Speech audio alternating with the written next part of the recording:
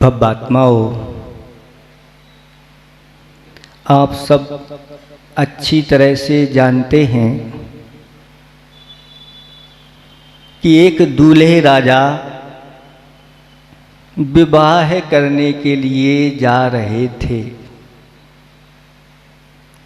और जिससे विवाह होना था रास्ते में ही इरादा बदल दिया।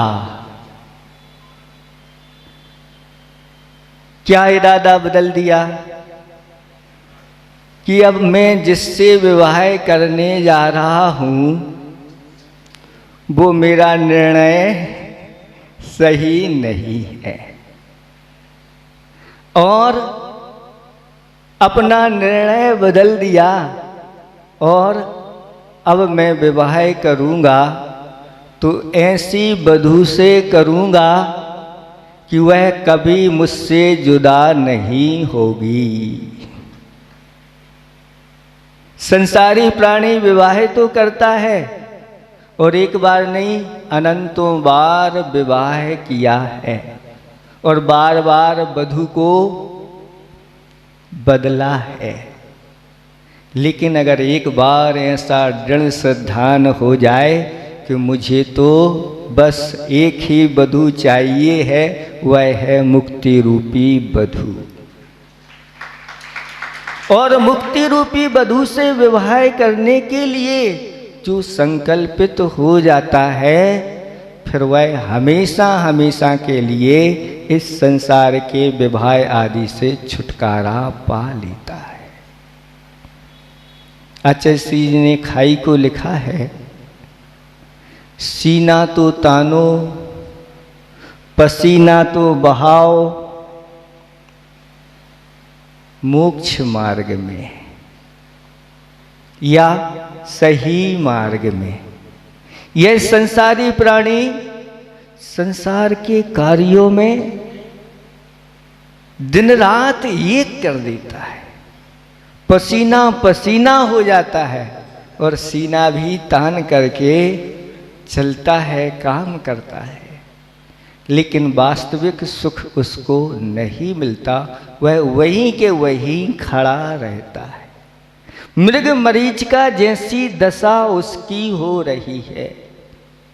गर्मी के समय में मृग होता है, प्यासा रहता है और देखता है दूर तो दिखता है चमकता हुआ पानी और दौड़ करके वहाँ पहुँचता है, लेकिन वहाँ पानी होता नहीं।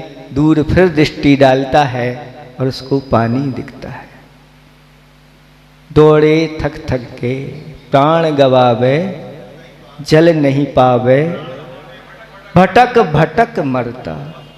इन सब ये स्थितियाँ हम सबकी अनादि काल से ये चल रही हैं और हम संसार के सुख को ही वास्तविक सुख मान रहे हैं। वो सब सुखाभास है। इस बात को जिन्होंने समझ लिया और आज से 18 वर्ष पूर्व उन्होंने संकल्प ले लिया कि अब मैं इस मृग मरीचिका में नहीं फंसूंगा और गुरुदेव के चरणों में आकर के दीक्षा का निवेदन कर दिया। 25 ऐसे दीक्षार्थी जो एजुकेटेड ऐसे, अब मुझे संसार में नहीं फंसना, जो सर्विस आदि करने वाले थे वो सब कुछ छोड़ करके आ गए। गुरुदेव मुझे तो अपने जैसा बना लो। और आज का ही दिन था, वह तिलवारा का दृश्य अभी आंखों में झूलता है कि ओर ना छोड़, कहीं भी ओर छोड़ नहीं दिख रहा है। जैसे समुद्र का ओर छोड़ नहीं दिखता, ऐसे ही मुंडी मुंडी सबकी कहाँ तक है और ऊपर से घनघोर वर्षा हो रही है और नीचे से वैराग्य की वर्षा हो रही है। होने दो। और गुरुदेव भी दीक्षा की बरसात कर रहे हैं, लड़ी की लड़ी वहाँ पर लगी हुई है। ऐसा वह दृश्य जब जैसे ही ऐसे 25 युवाओं ने अपने वस्त्रों को फेंका और आचार्य भगवंत कहते हैं क्या, नमो विशांत रूपाय दिगंबराय। ऐसा कहते ही आकाश फट गया और सूरज ने झांक करके देख लिया। उस समय कुछ समय के लिए सूरज निकला था और फिर बाद में जंगा। मतलब देवता लोग भी लालायत हो गए थे ऐसे दृश्य को देखने के लिए। ये सामान्य चीज नहीं है बंधुओं, ये चतुर्थ काल की आज पर तो पंचम काल में ये करके दिखा रहे हैं। ये बहुत बड़े महापुरुष की श्रेणी में आते हैं। महापुरुष वो कहलाते हैं जो महाव्रतों को अंगीकार करते हैं, उन्हें भी महापुरुष की संज्ञा दी गई है। लोग बरसों बरसों तक सैकड़ों प्रकार के पेज पृष्ठों को पलट डालते हैं, पढ़ते हैं, पर उससे आज तक ना तो कभी बैराग किसी को हुआ है और ना कभी होगा। पर जो बैराग की ओर है, ऐसे साहित्य पढ़ने से बैराग जरूर समाप्त हो जाएगा। पर आचार्यों के द्वारा लिखे हुए ग्रंथ बरसों पढ़ने की जरूरत नहीं, सैकड़ों पृष्ठ और सैकड़ों ग्रंथ पढ़ने की जरूरत नहीं। मात्र सूत मात्र से ही वह व्यक्ति राग से उन्मुख होके बैराग की ओर बढ़ जाता है। ये आचार्यों की ही कृतियों का प्रतिफल है। वही प्रसंग आज का है जहाँ भाई तो अनेक थे दीक्षा लेने वाले, पर पुण्य उन्हीं का था जिनकी आज दीक्षा ऐसे स्थली पर संपन्न हुई। वह तो बैराग का प्रसंग ही अलग था। इन लोगों ने तो बहुत प्रयास किया कि मोक्ष सप्तमी को हमारी दीक्षा हो जाए। हम वहीं खड़े थे, ये लोग गए, जब आचार्य जी ने बताया कि दीक्षा होना है तो इन लोगों ने कहा नहीं आचार्य जी कल हो तो अच्छा रहे, नहीं नेमीनाथ भगवान को याद रखो, यही कहा आचार्य जी ने। तो बस आचार्य जी ने तो जो सोचा था वही संपन्न हुआ और बड़ी उत्साह था और बड़े उत्साह के साथ इनका पूर्व सब कार्यक्रम संपन्न हुआ। भीड़ के बारे में कहें तो भीड़ का तो छोड़ किसी ने भी नहीं देखा कि कितनी भीड़ थी, कितनी व्यवस्थाएं क्या थी, कोई पता नहीं। तो ये बैराग के प्रसंग को लेके है, जैसी व्यक्ति के अंदर बैराग जागता है उसको सारी चीज़ें जो पुण्य योग से उपलब्ध हुई हैं वह उसको कभी रिझा नहीं पाती है। तो ऐसे ही चतुर्थ काल आदि में भी मुनि दीक्षित होते थे, मुनि बनते थे, पर उस समय की सामग्री अल्प थी। ऐसे ऐसे लोग नहीं थे, वैज्ञानिक युग नहीं था जहाँ ऐसी ऐसी बात चीज़ों का निर्माण हो।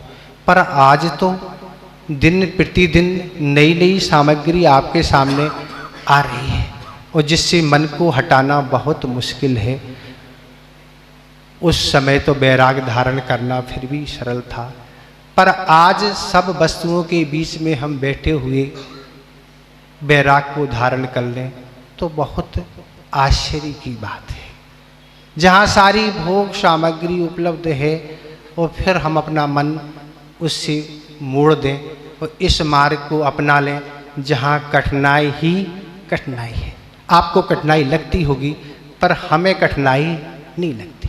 आचार्य महाराज यही कहते हैं कि मुनियों के जो परिचय का वर्णन किया है आचार्य उमा स्वामी ने, केवल 22 ही परिचय होती, पर गृहस्थों के तो 22,000 परिचय होते हैं। इतनी समस्याएं, इतनी कठिनाई, तो मार्ग कौन सा सरल है? तो मार्ग तो यही सरल है और कल्याण का मार्ग यही है, इसी मार्ग से ही कल्याण होगा। और ऐसे गुरुदेव के द्वारा दीक्षा मिलना बहुत बड़ी बात है। आचार्य महाराज का दीक्षा दिवस जब मनाया था तब हमने यही बात कही थी कि दीक्षा लेना कोई बड़ी बात नहीं। पर ऐसे अध्यात्मनिष्ठ साधक जिनके तपों की चर्चा हमने केवल जो दूसरों ने देखी है वही हमने उनकी तप साधना ध्यान आदि सुनी है, पर जो आज तक जिसने सुनी नहीं देखी नहीं वो तो हमें अज्ञात ही है ना। क्या वो करते रहे, रात में सोए के जागते रहे, क्या करते रहे, उसके बारे में तो हम कुछ कह ही नहीं सकते। ऐसे गुरुदेव हैं, उनकी तप साधना के बारे में तो नहीं कहेंगे, समय बहुत अधिक हो रहा है। संक्षेप में हम एक दो संस्मरण आपको सुना देते हैं कि गुरुदेव कैसे हैं। अभी आचार्य महाराज का संयम स्वर्ण दिवस मनाया गया कुछ वर्ष पहले, उसमें पत्रकारों ने अपने हिसाब से उस कार्यक्रम को अपने माध्यम से अनेक जगह उपलब्ध कराया। तरह तरह से लोगों से उन्होंने चर्चा की कि आप आज के दिन क्या कहना चाहेंगे। तब किसी पत्रकार ने किसी व्यक्ति से कहा, आज संयम स्वर्ण के दिवस के दिन आप क्या कहना चाहते। उस व्यक्ति ने ही कहा, हम तो बस इतना ही कहना चाहते हैं कि 20वीं शताब्दी जहाँ आचार्य शांति सागर महाराज के नाम से जानी जाती है, वहाँ 21वीं शताब्दी पूज्य आचार्य गुरुदेव विद्यासागर महाराज के नाम से जानी। जहाँ अच्छे अच्छे घरानों के लोग, धनवान लोग, विदेश आदि में सर्विस करने वाले, सब कुछ बुद्धि संपन्न, और जिन्हें वह सब चीज़ें मोहित नहीं करी और वह उस मार्ग को नहीं अपना के इस मार्ग को अपना लिया, वह सारी चीज़ गुरुदेव है। तभी किसी ने कहा था, गुरुदेव आप तो चुम्बक की तरह हैं कि कोई भी आपके पास जाता आप तो तुरंत उसको खींच लेते हैं। पर आचार्य महाराज जवाब देने में बहुत क्या है, बुद्धिमान और बुद्धिशाली हैं। आचार्य महाराज ने यही उत्तर दिया, भैया हम सभी लोगों को नहीं खींचते, जो हमारे काम का होता है हम उसी को खींचते हैं। जो संसार मार्ग में लग गया, जिसे वैराग नहीं है, उसको खींचने की हमें कोई जरूरत नहीं। का पावन दिन, जिस दिन हम सभी आचार्य भगवान के कर कमलों से दीक्षित हुए थे। दुनिया में अगर कोई सर्वश्रेष्ठ पद है जैन धर्म के अनुसार तो वह मुनि पद है, क्योंकि अंतिम श्वास लेने का जो लक्ष्य होता है कि प्रभु चरणों में हम अपने जीवन को समर्पित करें, यह इसी दिन से इसकी शुरुआत होती है। क्योंकि गुरु महाराज किसी को दीक्षा नहीं देते हैं, दीक्षा लेने वाला उनके पास आता है, बार बार निवेदन करता है, तब उसके कल्याण के लिए वह दीक्षा देते हैं। क्योंकि बहुत सारे ऐसे जीव होते हैं जिनके अंदर भावनाएं होती हैं। आपने देखा होगा, सुना होगा कि बहुत सारे ऐसे लिस्ट है बहुत लंबी, ब्रह्मचारी हैं, ब्रह्मचारिणी हैं, कई बार जाते हैं, आचार्य भगवान आशीर्वाद नहीं देते हैं, क्योंकि आचार्य भगवान उनको आजमाते हैं और ये भी सोचते हैं आचार्य भगवान के उनका पुण्य बढ़ जाए। तो हम तो यही भावना भाएंगे कि जिन जिन को दीक्षा की प्राप्ति नहीं हुई है, आचार्य श्री के कर कमलों के द्वारा उन सबको दीक्षा की प्राप्ति हो। और जिनने कभी आहार नहीं दिए हों, आचार्य श्री के चरण स्पर्श नहीं किए हों, जिनने कभी दर्शन नहीं किए हों, ऐसे लोगों को आचार्य भगवान के दर्शन हो, आहार देने का सौभाग्य प्राप्त हो, आचार्य श्री के चरण स्पर्श करने का सौभाग्य प्राप्त हो। हमारी तो यही भावना है, क्योंकि आचार्य भगवान बड़े कृपालु हैं, दयालु हैं, और आचार्य भगवान के पास जो भी जाता है उसकी योग्यता देखकर वह दीक्षा देते हैं। वह ऊर्जा के भंडार हैं और विश्व के रिकॉर्ड, जितने वर्ल्ड रिकॉर्ड बने हैं, आचार्य श्री के नाम हैं। क्योंकि आचार्य श्री की इतनी सारी पूजन लिखी गई, लगभग 500 से 1000 के बीच में। इतनी पूजन आज तक वर्ल्ड में किसी की नहीं लिखी गई होगी, हो सकता किसी की नहीं लिखी गई। और आचार्य श्री का यह 50वां आचार्य पदारोहण वर्ष चल रहा है, और इस चतुर्मास के बाद वह पूर्णता की ओर है। और हमने भावना पिछले दिनों भाई थी कि पूरे भारत में ऐसे 50 विद्यालय हों, 50 ऐसे चिकित्सालय हों, जिससे रोगियों को चिकित्सा भी मिले और हमारे आचार्य श्री की यश कीर्ति पूरी दुनिया में फैलती रहे। वैसे तो हमारे आचार्य भगवान कभी इस चक्कर में नहीं पड़ते कि हमारी यश कीर्ति फैले, लेकिन हम तो यही चाहेंगे कि हमारे आचार्य भगवान को जितने लोग जानते हैं उससे कई करोड़ गुना लोग और जाने, क्योंकि आचार्य भगवान ने कभी ख्याति पूजा लाभ के लिए कोई काम नहीं किया, लेकिन उनके काम ऐसे हैं कि अपने आप उनका नाम होता चला जाता है। आज आपके दर्शन करके मेरे नैना सफल हुए, आज आपकी स्तुति करने से मेरे बैना बिमल हुए, आज आपका पूजन करके मेरा जीवन धन्य हुआ, आज आपका वंदन करके मेरा तन मन धन्य हुआ, आज आपकी सेवा करके अहो भाग माना अपना, विद्यासागर सूर्य कृपा से सारा जग जाना सपना। तो आचार्य भगवान की स्तुति जितनी करेंगे हमारे पुण्य का अर्जन होगा। प्रातःकाल की बेला में परम पूज्य निरापक मुनि श्री प्रसाद सागर जी के माध्यम से आशीर्वाद प्राप्त हुआ कि आचार्य जी ने हम सब मुनिराजों को आशीर्वाद दिया है। ऐसे लगा कि दुनिया की सबसे बड़ी संपत्ति वही है।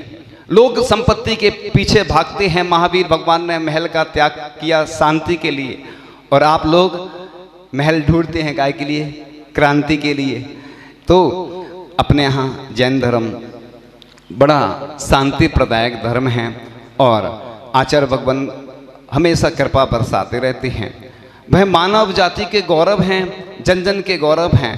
उनको चिंता हुई कि इस देश को शिक्षा कैसे मिले, तो प्रतिभा स्थली के लिए आशीर्वाद दिया। भाग्योदय, पूर्णायु चिकित्सा, पूरे विश्व के लोग निरोगी रहें। देखो पूरे विश्व की वैयावृत्ति कैसे आचार्य भगवान करते हैं। और उन्हें चिंता हुई कि अशुद्ध वस्त्र उपयोग करते हैं लोग, तो उन्होंने हथकरघा के माध्यम से प्रेरणा दी। भले ही लोग कुछ भी करें, आलोचना करें, लेकिन आचार्य भगवान को मालूम है कि हम सही काम कर रहे हैं, क्योंकि जिन्होंने इतने बड़े बड़े ग्रंथों का स्वाध्याय किया हो और ऐसी चर्या की हो कि 48 घंटे ध्यान लगाया हो, अष्टमी चतुर्दशी को उपवास करते थे और जब चौके में आहार होते थे वहीं से विहार कर जाते थे। जब हम लोगों ने ग्रीष्म काल में उनके संस्मरण पढ़े तो हमारे भी रोंगटे खड़े हो गए कि वाकई में हमारे आचार्य भगवान का आज जो पुण्य बढ़ रहा है कि देखो अस्वस्थ थे लेकिन 600 किलोमीटर विहार कर गए। दुनिया का इससे बड़ा अतिशय और चमत्कार नहीं हो सकता। लोग कहते हैं कि जैन धर्म में कुछ नहीं है, लोग कहते हैं जैन धर्म में कुछ नहीं है, ये क्या कम है? बताओ कि 600 किलोमीटर, जो व्यक्ति 6 किलोमीटर नहीं चल पा रहा हो, 6 किलोमीटर और 6 कदम नहीं चल पा रहा हो। कुंडलपुर में मैंने स्वयं आचार्य भगवान के साथ देखा कि 2-2.5 किलोमीटर जाने में 3 बार बैठते थे और ये अस्थायी नहीं है तो क्या है? लोग कहते हैं कि जैन धर्म में शक्तियाँ नहीं होती हैं। आप लोगों को अभी मालूम नहीं है। आप बस मंत्रों का जाप करें, अनुष्ठान करें, पूजन अभिषेक विधान करें, फिर देखें आप आपके जीवन में अतिशय चमत्कार होंगे।